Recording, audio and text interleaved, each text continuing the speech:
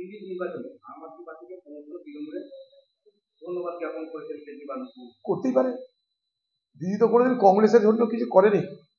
গত লোকসভা নির্বাচনে ইন্ডিয়া ব্লকের সদস্য হয়েছে, কিন্তু ইন্ডিয়া ব্লককে ভোট দাও বলে বাংলার বাইরে কোথাও কি উনি বলেছেন? একটাও কথা বলুন। উনি ইন্ডিয়া ব্লকের সদস্য হিসাবে এই ইন্ডিয়া ব্লকটাকে ব্যবহার করেছিলেন বিজেপির বিরুদ্ধে ভোট সংগ্রহের জন্য। এটা একটা চালাকি ছিল। ইন্ডিয়ার মধ্যে ঢুকে গিয়ে মাথা ঢুকিয়ে দাও, যাতে সারা ভারতবর্ষ জুড়ে বিজেপির বিরুদ্ধে যে বাতাবরণ তৈরি হয়েছে তার সুবিধা নাও, আর কংগ্রেসকে ক্ষতি করো। এই পশ্চিমবঙ্গের নির্বাচনে কংগ্রেসকে ক্ষতি করেছে। সেদিন সারা ভারতবর্ষের নির্বাচনে কোথাও ইন্ডিয়া ব্লকের প্রার্থীদের একটা ভোট বেজনে বলেছে না।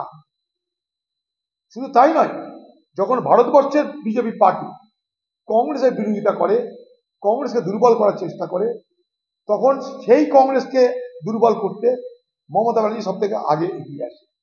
তিনি অনেক কিছু খোয়াব দেখতে পারেন, কিন্তু আমি কেজরিওয়াল সাহেবকে একটা কথা বলতে চাই যে আর যাই করুন, দয়া করে মমতা ব্যানার্জির সমর্থন নিয়ে আপনার দিল্লিতে হিতের থেকে বিপরীত বেশি হবে।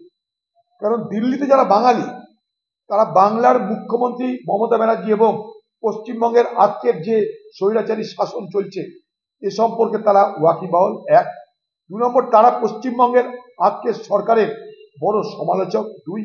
3 নম্বর, পশ্চিমবঙ্গকে যে রসাতলে পাঠানো হচ্ছে, পশ্চিমবঙ্গে যে চোর লুটেরা বাটপারদের রাজ্যে রূপান্তরিত হচ্ছে, তার জন্য দিল্লির বাঙালিরা আফসোস করে আমাদের কাছে আপনারা খুব স্পষ্ট করেছেন না। তাই মমতা ব্যানার্জিকে যদি দিল্লিতে নিয়ে গিয়ে মমতা ব্যানার্জির সমর্থন নিয়ে বাঙালির ভোট যাবার চেষ্টা করে কেজরিওয়াল, তাহলে কেজরিওয়ালের বিপদ হবে, দিদির কিছু হবে না।